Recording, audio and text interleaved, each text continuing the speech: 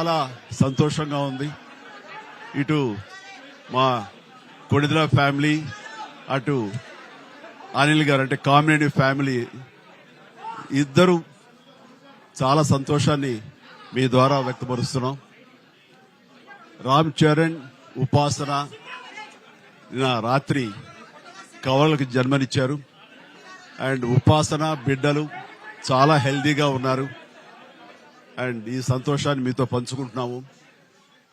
ఎక్కడెక్కడి నుంచో ఎప్పటి నుంచో చాలా మంది మా ఇంట ఈ శుభం జరగాలని, మంచి జరగాలని మీరందరూ కోరుకుంటున్నారు.